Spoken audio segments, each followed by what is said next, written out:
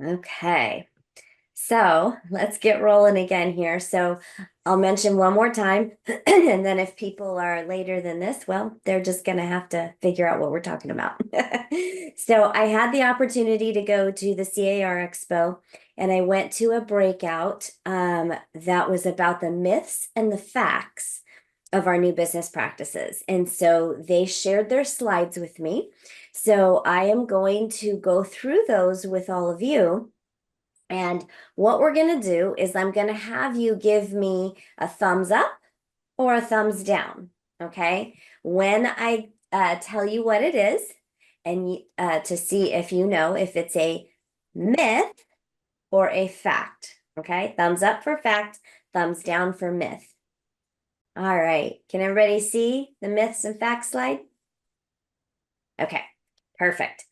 All right, so the objective is to test your knowledge about the new business practices and explain some of the terms and how we got here and discuss the agreements and outline conversations with your clients. And we've been talking a lot about this, so we won't belabor some of the things, but we do want to make sure that everybody's clear on what is actually true and what is not, okay? So as I mentioned, it's thumbs down if it's a myth, and I want everybody to participate, and it's thumbs up if it's a fact, okay? So how did we get here? Did we get here because N.A.R. entered into a settlement agreement as a result of the lawsuit verdict? Question. Okay, that is a fact. It was the Sitzer-Burnett trial that was in 2023. Okay, so the Department of Justice lawsuits, that was the sellers that claimed they didn't understand the buyer compensation and that they didn't have a choice in the matter. Now in California, we know we've always been very clear on our forms. It's always been negotiable, and it was that way everywhere, but the lawsuit basically claimed that it wasn't clear. So toward the end of 2023 is when the verdict came in, and so there were also lots of copycat lawsuits. And then the terms of the announcement were announced in March. And of course, we put them into practice in August. There are still currently buyer lawsuits pending. So I'm sure we'll hear more about that. And at this point, let me just advise that anything that we don't know factually is noise. So we don't need to let it affect our business. We just need to move forward with business as usual. Okay. All right. So myth or fact, the settlement terms are laws. Okay, I'm seeing a lot of thumbs down. That is correct. And however, they are legally binding. Okay, so we still have to abide by them. And actually, the day that I attended this, that same morning, California did sign this into law. So, what the law states is that all licensees in California, so regardless if you're a realtor, which most, I think the vast majority of licensees are realtors, but regardless of that, all licensees must have a signed buyer's representation agreement with their commission on it as of January 1st. It actually becomes law in California. Okay. So I'm going to skip that. All licensees must comply with the settlement as of today. That is a thumbs down. Only people with the realtor designation as of today, right? So it might be confusing by what I just said. As of January 1st, all licensees will absolutely need to comply, regardless if they're a realtor or not. Okay. Here's something that should give you great comfort belonging to C.A.R. The settlement terms actually had 13 things spelled out that needed to change. And California was already doing most of them. The only two things we weren't yet doing were the no compensation being listed in the MLS, which of course we are now, and the required use of buyer representation agreements, which of course we are now. So we were quite ahead of the game, and it just shows how C.A.R. really takes care of its members and they're forward thinking. So that's why sometimes we've talked about this before, but sometimes you're going to hear things that seem like they contradict each other. So what you need to pay attention to is, where are you hearing it from? Is it from N.A.R. or is it from C.A.R.? Because remember, N.A.R. is not as stringent as C.A.R. While some things may be okay according to the N.A.R. settlement, C.A.R. is forward thinking and says, no, we're going to tighten things up out of the gate. So make sure anything you're paying attention to is from C.A.R. Any forms, any notices you're reading, because sometimes we'll see things and they look similar, right? Make sure it's C.A.R. letterhead that we're paying attention to, okay? All right. The C.A.R. listing agreement doesn't facilitate pre-negotiation of buyer's agent compensation. Myth or fact? That's right. That is a fact. So California took it a step further in that there is nowhere to put buyer compensation, not on the listing agreement and not on any other form.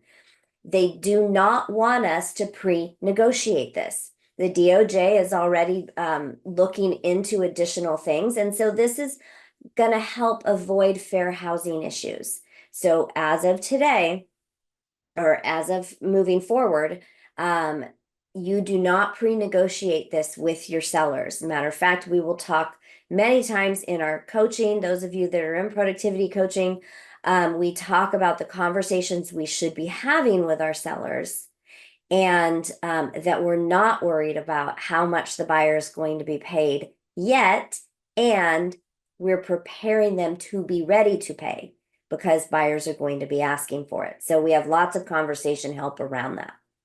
Jody, Okay. Myth or fact, we had over 20 forms that changed due to the settlement. That is a fact.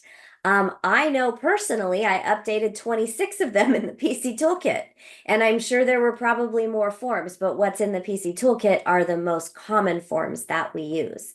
Okay, so multiple forms were changed to comply. And all of the forms aren't going to be used in every transaction, and a lot of things did stay the same. Okay, myth or fact, it's okay to circumvent the settlement terms. That is an absolute myth, right? The settlement is actually legally binding. And not adhering to the terms removes any protection that you have under the settlement and would jeopardize that for everyone.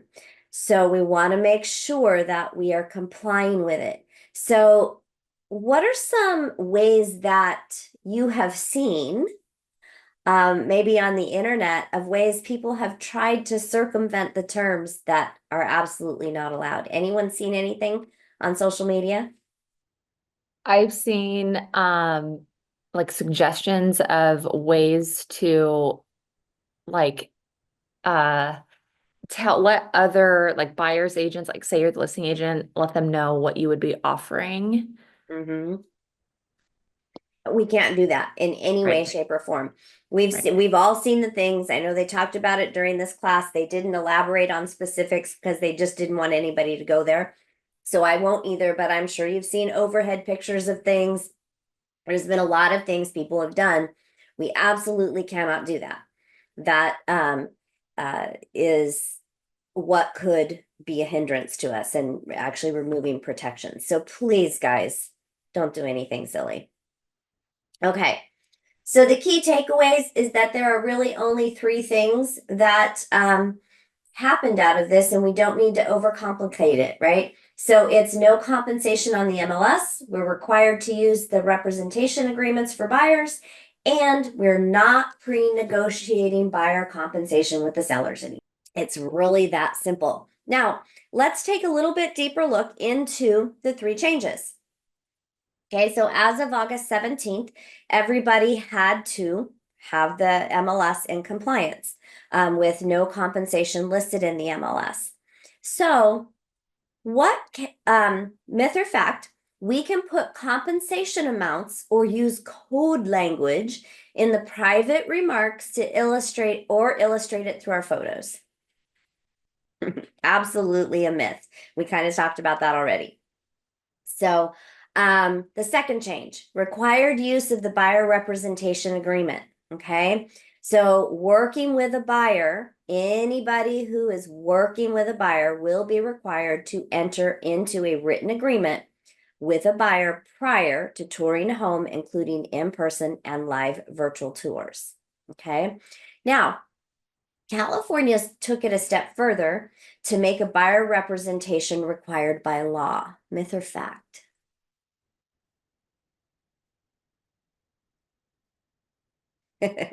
Like I kind of gave that one away earlier. Maybe it's kind of a trick question because we did. It's just that it doesn't go into effect until January 1st. Okay. All right. So that comes from the new law, the AB 2992 real estate law. And it will take effect, as mentioned, January 1st, 2025, and it limits it to 90 days. So that tells me the form is going to be revised, right? Because it currently says 3 months. It'll have to change to 90 days. Also, I don't remember if a slide shows it coming up, but I did find out there's already been a revision to the BRBC that no one even really noticed. It was something they put in parentheses to be clear, and they're probably going to remove that. So most people won't have even noticed it went in there. It was just clarifying something. Okay, so the reason that this law went into effect was to ensure that all California licensees are playing on the same field. So whether you have a realtor designation or not, I know that almost all of us do. Everybody on this call does. And that we're under contract with sellers. Why not buyers, right? I've always, as a coach, coached to getting the buyer representation agreement signed and never understood why this wasn't required by law. Because it basically makes us be the professionals that we should have always been being. Okay, so myth or fact, the new law says we have to have written agreement with our buyers.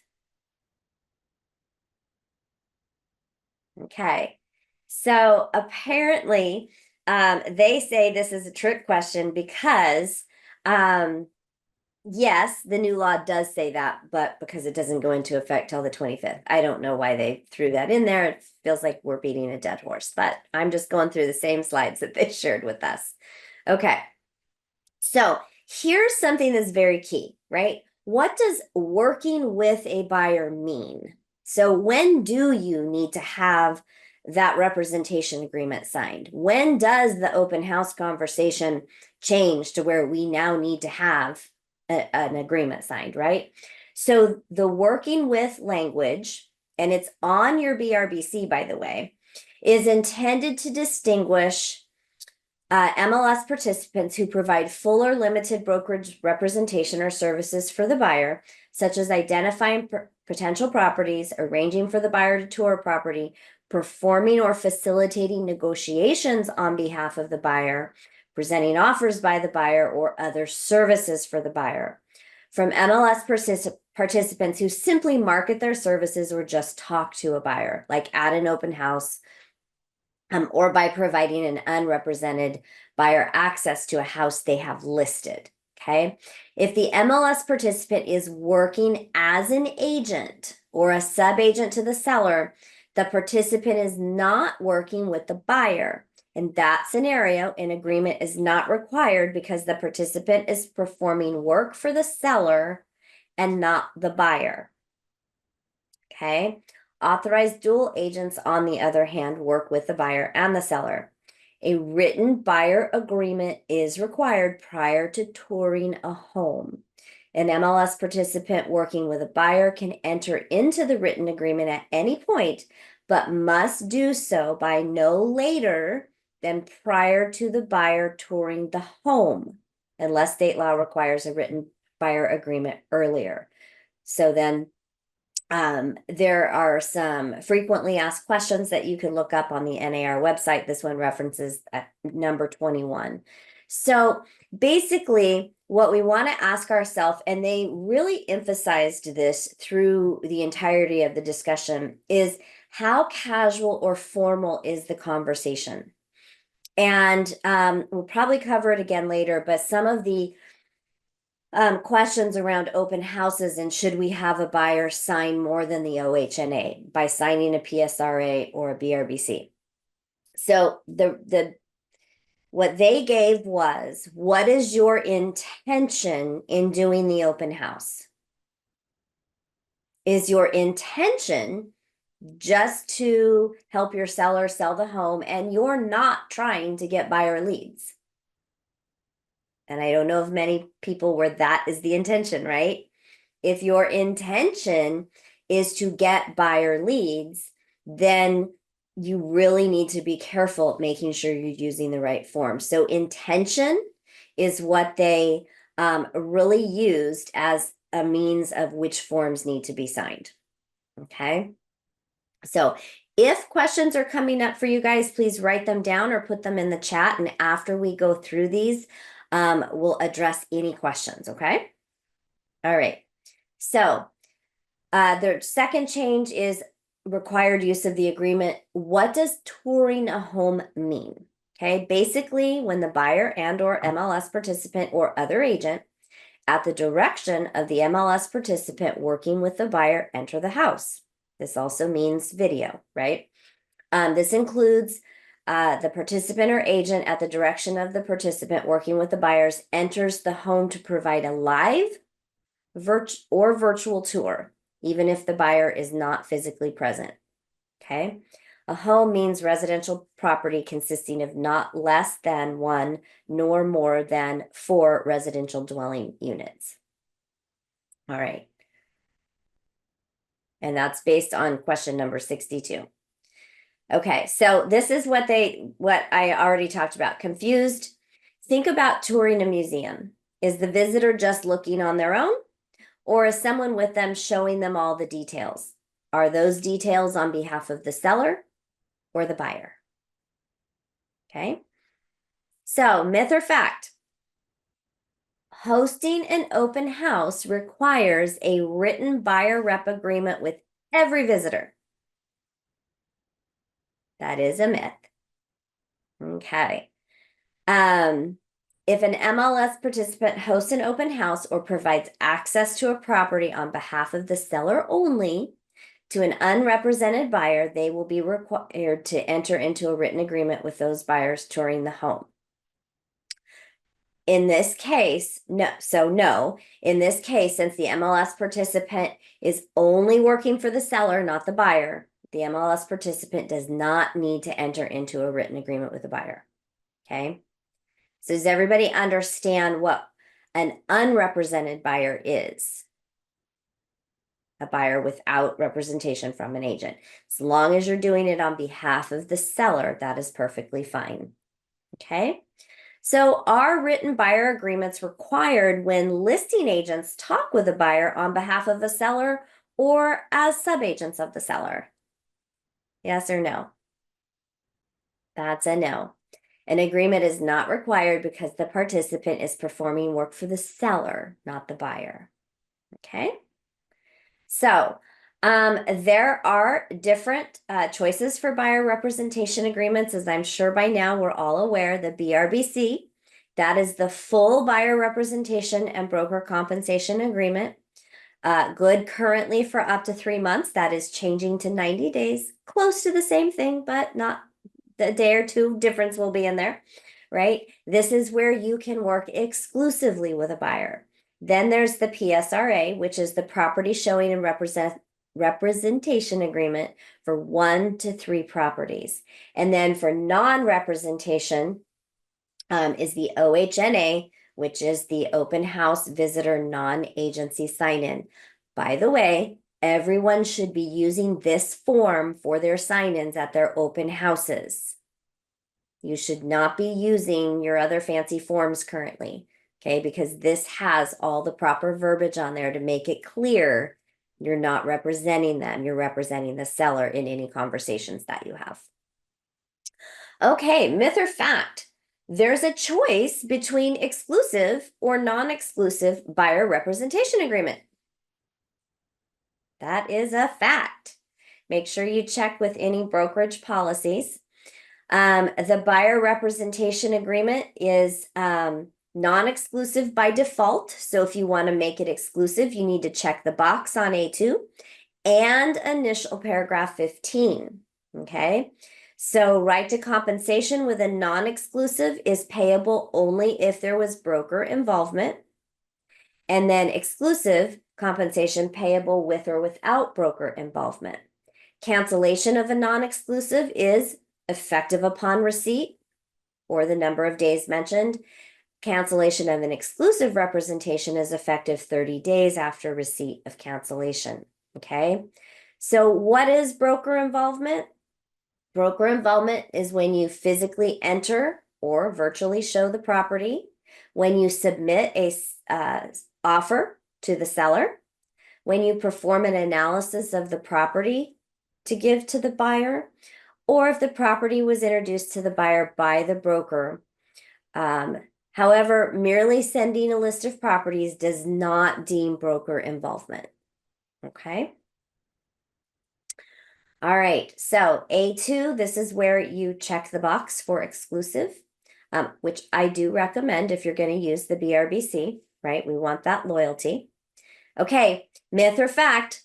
The compensation can be open-ended so I can find out what the seller is offering and ask for that amount. That is a myth. It cannot be open-ended, and it's specifically stated in there. So when you are putting your compensation in the buyer representation agreements, please put the higher compensation, because if you have an amount less than the seller is willing to pay, you cannot be paid more.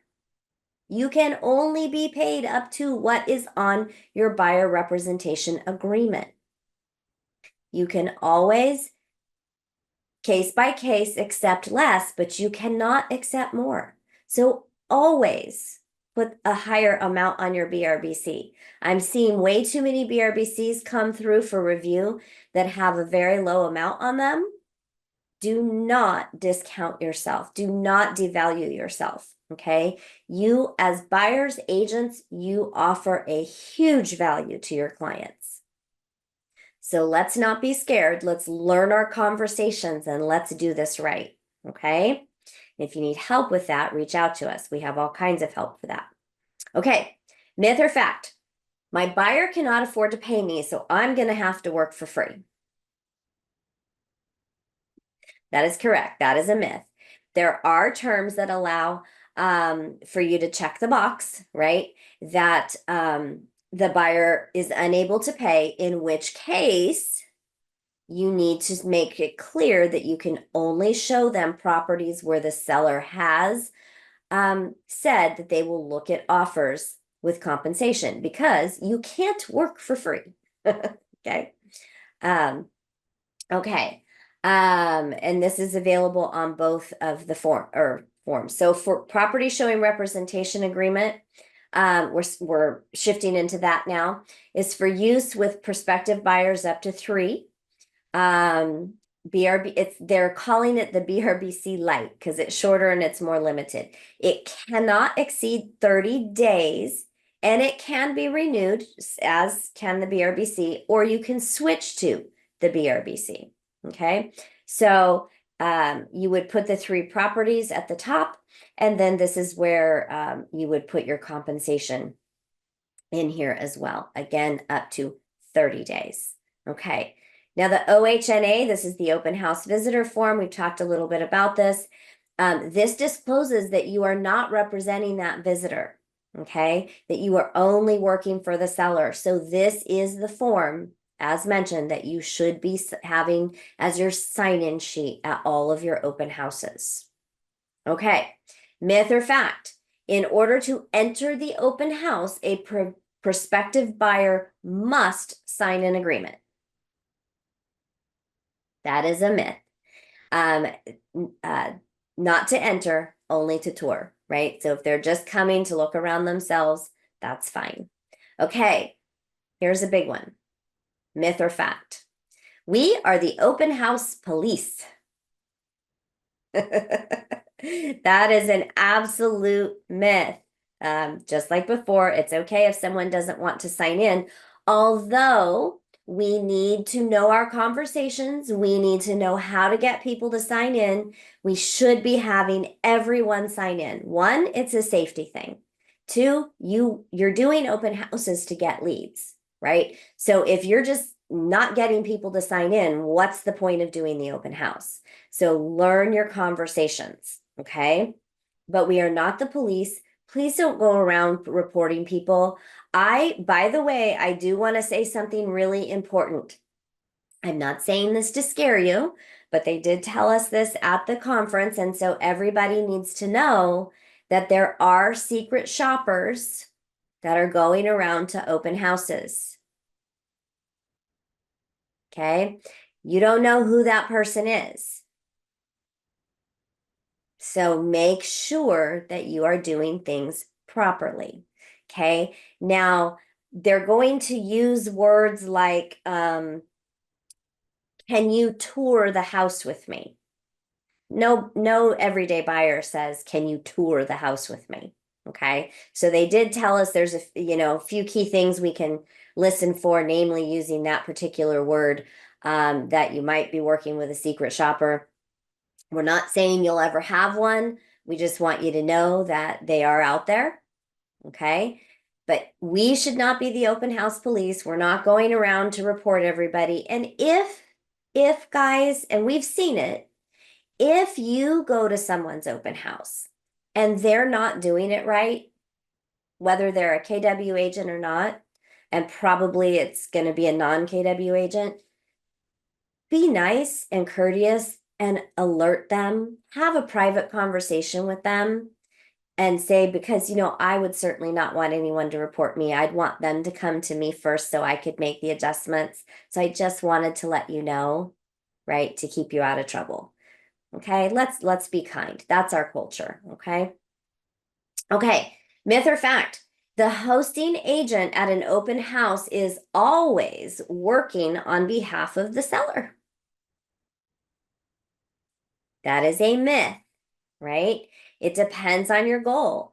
If you're not working for buyers, then yes, but if you're there to pick up buyers, no. Okay. So that goes to what I mentioned earlier. What is your intent of the open house? Okay. So the third change that was mentioned earlier is the C.A.R. interpretation. Buyer agent compensation cannot be pre-negotiated. Okay. We know before that used to be pre-negotiated with the listing agent. It used to be the full percentage would go to the listing broker with usually, typically, best practice, half of that going to the other side. That was the old way of doing things. Okay. As of now, we are simply negotiating what the seller is going to pay us. Also, what they're going to pay us for unrepresented buyers, right? Unrepresented buyers, myth or fact, does this equal dual agency? It does not. It is a myth. Unrepresented buyers have no representation. Okay. If you're a dual agent, that means you have a representation agreement in place also with the buyer. Okay. That needs to include compensation. So in order to work with an unrepresented buyer, then you would put additional compensation for your seller to pay you because you will be doing things on behalf of the seller to facilitate the successful close for the buyer, but not representing them. Does that make sense? So make sure, because you will have to open the house for inspections. You'll have to show that buyer things. There's things that you're going to have to do. This needs to be explained to the seller when you're taking the listing agreement and why there's additional compensation. Okay. Myth or fact? Concessions are the new commissions. I see some in the middle. It's actually a myth, okay? Concessions are monetary payments that the seller agrees to contribute toward buyer's expenses, which can include buyer fees, but it doesn't mean it's going to be that. Okay. So the multiple listing service addendum does spell out what the concessions are. And so if you check that box under seller authorization, seller authorizes broker to put in the MLS that seller is willing to consider offers asking for concessions. Always check that box and make sure you've got that expectation set with your seller. Okay. Okay. Some other random questions that have been brought up. So we just have a few of these left and then we'll go to your questions. Okay. So the agent decides if the amount requested on the SPBB form is appropriate. That is correct. That is a myth. The seller decides because the seller is the one paying this negotiable item. The seller always decides on the terms. Okay. Myth or fact? It's the broker's decision whether the compensation on the BRBC can be reduced. I see we have some questions. Okay, that is a fact. Just like a listing agreement, the BRBC is the contract with the brokerage. Okay, so the broker actually has 5 days to approve if you have reduced your commission too low, and they can say no. All of your brokerages have a minimum amount of commission that you must charge without their approval. And most of your brokerages, if not all, but check with your broker, I believe is 2% is the minimum. Now, remember earlier I said don't be putting the minimum on your BRBCs because you do want to be paid what you're able to be paid, right? So if you're starting out at the minimum, you have nowhere to negotiate and you're devaluing yourself. And please stop doing that if you're doing that, okay? So this is a contract. The listing agreements, the broker agreements are contracts with the broker. You as the agent are representing the broker. So make sure that you are checking with your broker, okay? All right, myth or fact? Can I enter? And this is really, I'm so happy they brought this one up because I have seen this.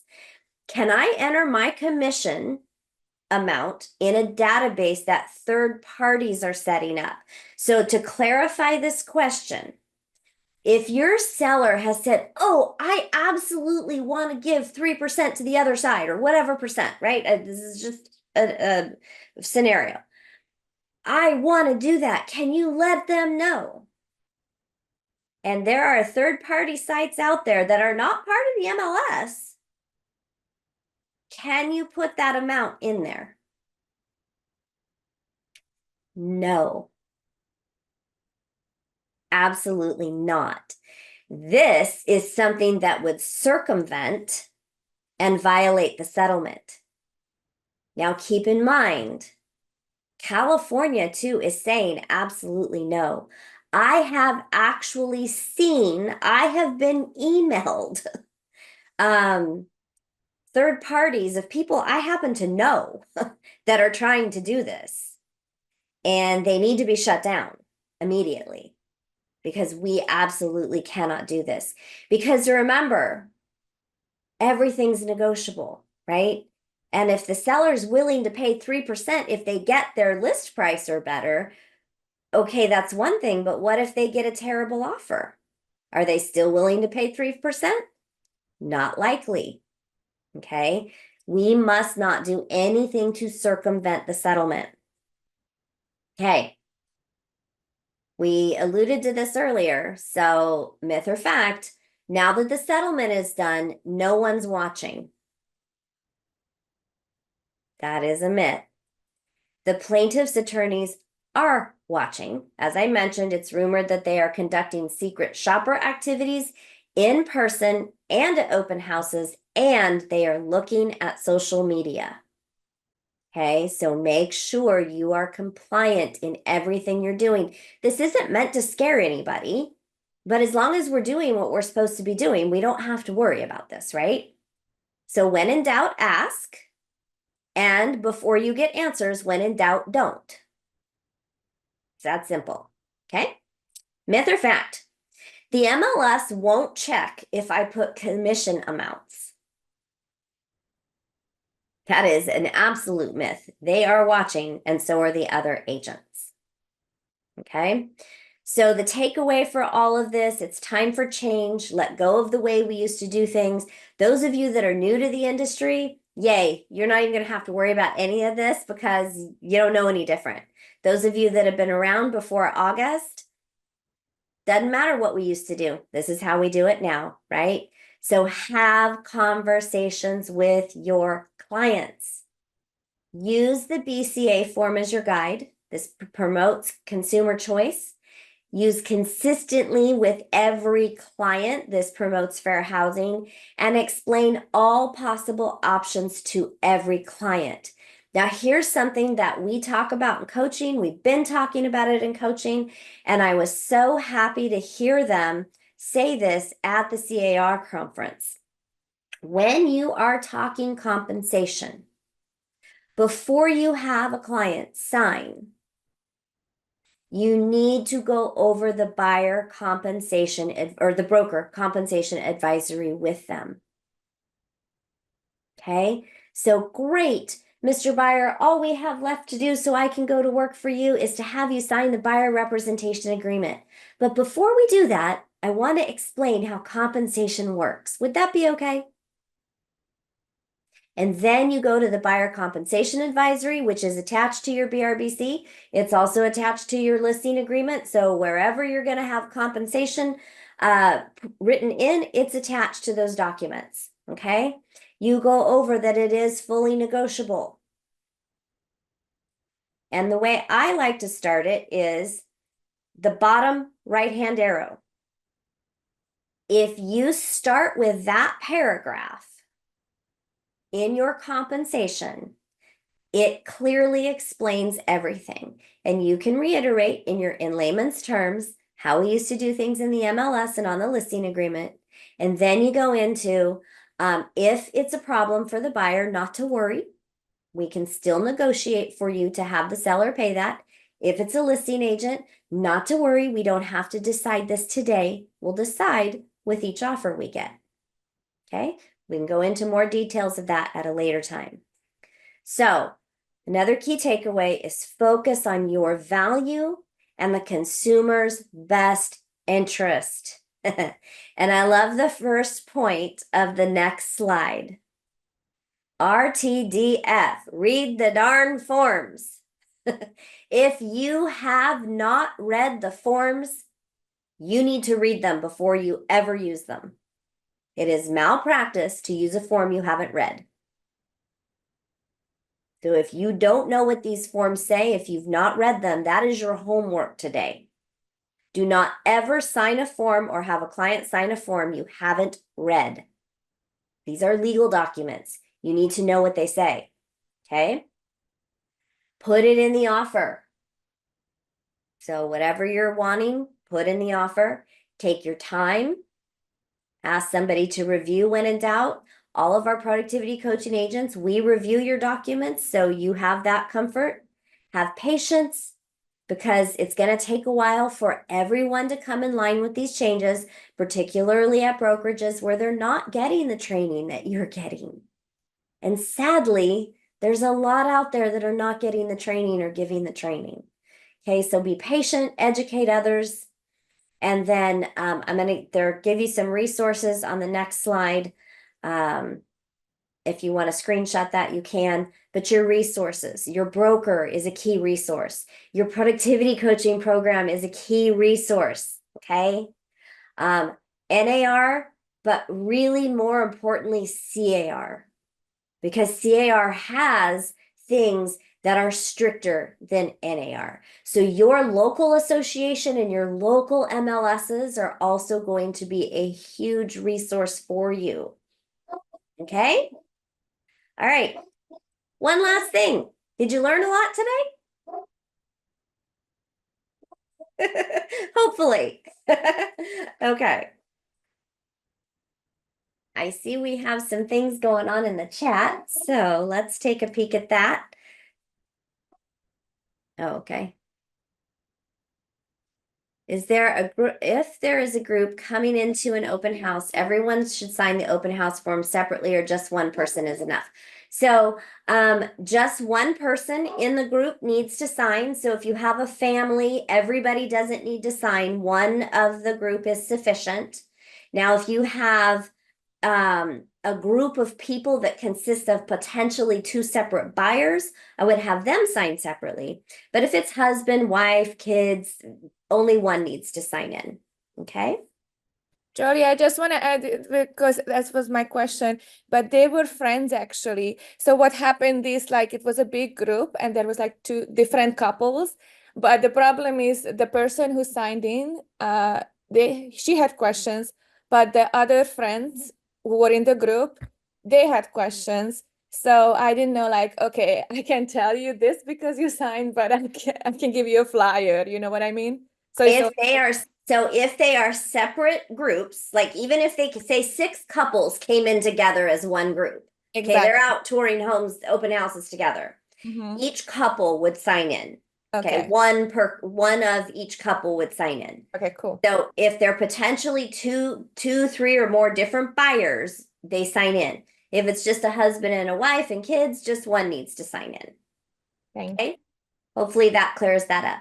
So are agents allowed to be dual agents now? Yes. You are absolutely allowed to still be a dual agent. There is nothing wrong with that. That is perfectly fine. I'm not sure where you heard that wasn't allowed, but that is allowed. There are other states that don't allow it, but California does. Okay.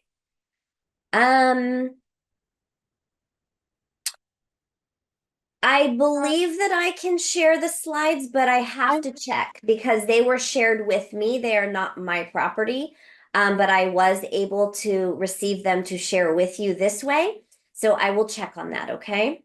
Hi, Julie. I have a question as well. Okay, just a moment, Benny. Let me go. Let me finish the questions in the chat, okay? Because I had everybody write those down so they wouldn't forget.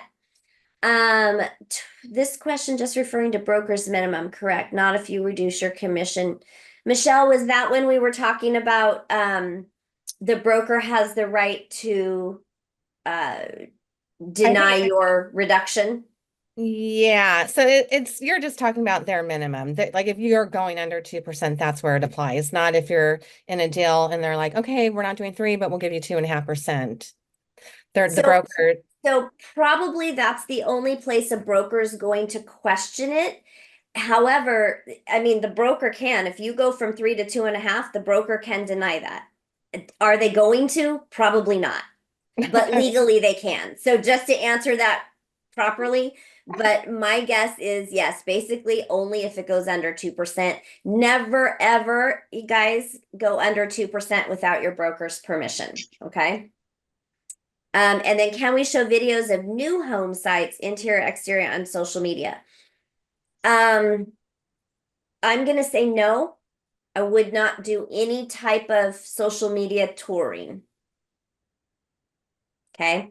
That's just to be safe. Now, if it's your listing, which isn't going to be if it's a new home, but if it's your listing, you can on behalf of the seller, but just in general, if it's not your listing, I would stay away from that. Why are the rules different right now with the new home sales? What do you mean? Well, that they don't have to do the BRBC. You can walk in there and view them and it's a non-issue. And then we can't do that and we can't advertise their houses.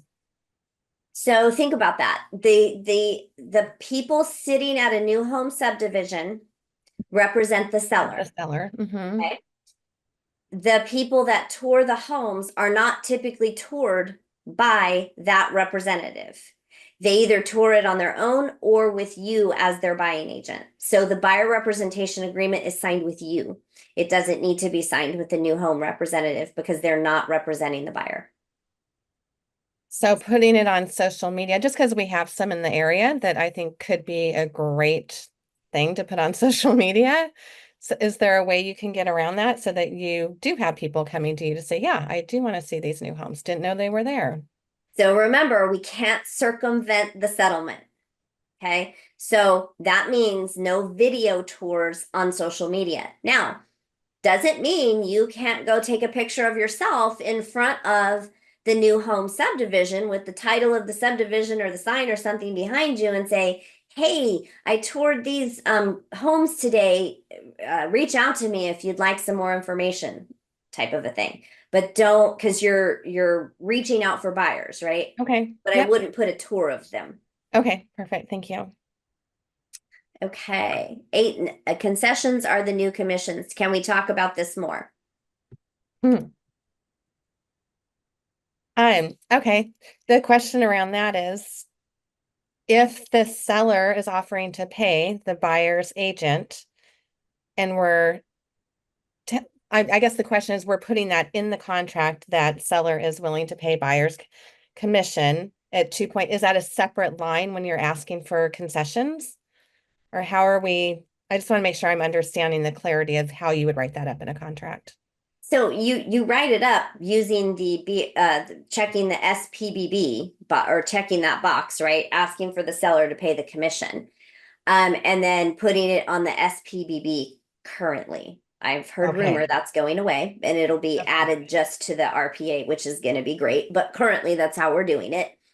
And so it then does become a concession from the seller to the buyer. However, it doesn't, it's still a commission for the buyer's agent. And so buyers can still pay the buyer's agent. So I get where that's a little confusing. There's still a buyer agent commission. It's not a concession that we're getting paid. However, when the seller pays it, it's a concession to the buyer. Does that make more sense? So I Mhm. know that's a little tricky, but that's what that was getting at. Right. Thank Okay. you. You're welcome. Okay, I'm gonna circle back to social media because we kind of covered that, and I know we have some other couple other questions. If we're allowed to state seller is willing to offer concessions on the MLS, how are we supposed to have the conversation with the seller about offering concessions without discussing buyer broker compensation at all? Okay, not fully sure I understand that question, Renisha, but you must discuss buyer broker compensation. Okay, so we are absolutely discussing that with the seller. And in discussing it with the seller, we're letting them know that it is in their best interest to consider offers where the buyer is asking for their agent's fees to be paid, because the majority of offers are going to include that. And so we want to set the stage to have them be prepared or expect to be asked that and to be willing to pay that with the right offer, right? But if the offer is a terrible offer, they don't have to. But we must discuss that and we must set the expectations and just prepare them for what's to come. We want to make sure that in our discussion that they're open to it. Did that answer your question? Yeah, I think it did. I think I was a little confused about like the pre-negotiated buyer broker compensation. So from like the seller standpoint, like if we're guiding them, offering them like guidance for concessions of how to frame that conversation where I guess they're knowledgeable of like what concessions are, if they ask like how much should they offer without pre-negotiating what the buyer broker side is likely to look like, if that makes sense. Yeah, so in discussing it, what you're going to want to set the expectations for is likely the buyer is going to be asking you to pay their agent's commission. which is going to be typically around 2.5% to 3% probably. And we'll have to wait and see what's in an offer. I want you, Mr. Seller, to realize that the majority of offers we receive are likely going to ask for that. So I just want you to be prepared. And if the offer is still netting you the amount we spoke about, there's no reason not to consider paying it. Right? So we just want to set the expectation with them. And in our PC toolkit, there is a sample listing appointment where we have that discussion. And we'll be having a lot more of those as well, because how we do those listing presentations using the net sheets and things is going to be very valuable to helping overcome and have these conversations. Okay. Benny, should ask at beginning from seller, they will pay for buyer's agent at the, okay. We just basically answered that, right? So we should set that expectation and always set the expectation that the seller's probably going to be asked to pay the buyer's commission. However, there is no form for that. California does not want us pre-negotiating a certain amount that the seller is going to pay. It's based on the offer received and negotiated through the offer. There is not a form for it in California. They do not allow that. They don't want us doing that. I'm sorry, how can I, after that, without any signature form or any writing, how can I proof of the this negotiation if it's only verbally at the beginning? So what there's no form for is for a seller to pay a certain amount to the buyer. The listing agreement has the compensation you're charging and they're agreeing to pay you on it. The buyer representation agreement is what you use as a buyer's agent to have the negotiated amount for your buyer to pay you. In which case you can ask the seller to pay that, but that's where the negotiation comes. We're not having the seller agree at time of listing how much they'll pay a buyer's side. Mhm. Did that help? Yeah, I understand there is no form, but I just wanted to see is any under the negotiation, is any written or any box we can tick, and after that we can prove it in any case if the seller after the get the offer refuse or decline to do that at the beginning of this negotiation. How if the seller is agreed, is any written or the proof of that negotiation, not the any certain amount and as exactly as according to the offer, and they're gonna pay for compensation for the buyer agent. How can I prove that if this negotiation is before the offer? Okay, we don't pre-negotiate before we receive offers what a seller will pay a buyer. However, when a buyer gives an offer to the seller, the compensation they're requesting the seller to pay is put in that offer. There is a place for that, and then the seller can either agree or counter. And so when it comes to negotiating the actual offer, that's where it will happen. We don't do it prior to receiving offers. If on a receiving the offer, the both sides, seller and a buyer, they both is refuse and decline to pay for the buyer agent and to pay the compensation for the buyer agent. The both is just dedicated to the other side, and it's gonna be so much back and forward. What's gonna happen? So if no side will pay your fee, then you don't work for that client. You don't sell them that house. The buyer representation agreement protects you from having to work with anyone who won't pay you. Yeah, of course. But you know, you imagine at the beginning of to get the offer, the buyer agent spend a lot of time and they work so much, and then at the beginning the seller said, I gonna cover the buyer agent, and then after the receiving the offer and they just break their promise. And I spent, for example, the agent spent a lot of time open house and to receive the offer, and then the both sides is just refuse and just dedicated and asking for the other side to pay for the buyer agents. Okay, so Benny, I'm gonna say I think we're overthinking this, okay? We're first of all, we're not gonna be showing if your buyer's not gonna pay your commission, you're not going to show them property where the seller has said they won't pay. You're only going to show them properties where they have indicated by checking the box in the MLS that they will consider offers with your commission. Now, if something happens and you have an odd situation where the seller says no, it's likely because your offer wasn't good enough. So you can either counter or you can move on to a different home with your client. Thank you so much. Thank you. You're welcome. Okay, I want to go back to, I skipped one just to make sure we had time and we have like 1 minute. So social media do's and don'ts. Basically, don't do tours of homes on social media unless it's your listing and make it clear it's your listing. So Okay.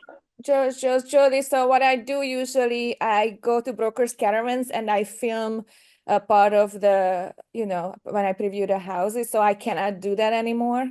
Not if the intent is to get a buyer. Mm. So, but so how would I do that then to show that I don't have an intent to get a buyer? I have an Just don't intent. just don't do video tours. Just don't do video tours. Oh my Remember, God. stop trying to circumvent. We don't circumvent. Yeah, but that was such a like a big one of my So big. remember, that's the old way. We don't do it that way anymore. So Okay. unless something changes moving forward, and it might, but as of today, don't do them and you'll be safe. I think you can still put a photo on social media, Mhm. but you cannot tour. And I would put a photo of the outside of the house. Jodi, I have a Mhm. quick question about that. Okay. And, What if, and we're at time. Hang on, Valerian. We're at time. So out of respect, if you need to go, you're more than welcome to go. Thank you for being here, but I'll be happy to answer the question. okay, so regarding the video postings on social media, would we be able to post the video but indicate who listed it and who to contact? Just still post the video? No, Like just I wouldn't do it. Hmm. I wouldn't post any touring videos on social media. Well, what do you consider touring? If Video. you're going through the house, showing the house, and then posting that video on social media, that's touring the house. Hmm. Okay. If you're taking a photo of something unique in the front yard saying, "Hey, I toured this house today on behalf of my client and saw this unique thing. I thought it was pretty cool," right? You're still letting people know you're in real estate. That's a way to promote yourself. There are tons of ways to promote yourself on social media without touring a home, right? Besides, don't you want people to contact you to sign a buyer representation agreement so you can go show the home? Don't give it away. Quick question with the photos. Do we have to put that this is not intended to be an advertisement or whatever, any of that, or is it okay? I mean, as long as you're not doing a photo with the address and listing and Okay. saying, you should be okay. But remember, guys, don't overthink it. Just don't tour homes virtually or otherwise, and you're good. There's so many ways to promote yourself on social media without touring a home. If it is your Instead, take listing, a picture of yourself in front of the house and say, "I toured this home on our caravan today. It was awesome. If you'd like more information, reach out to me." Just don't put the tour. It's not that difficult, guys. Jodi, but you can't do a tour of your own home, like your own listing, right?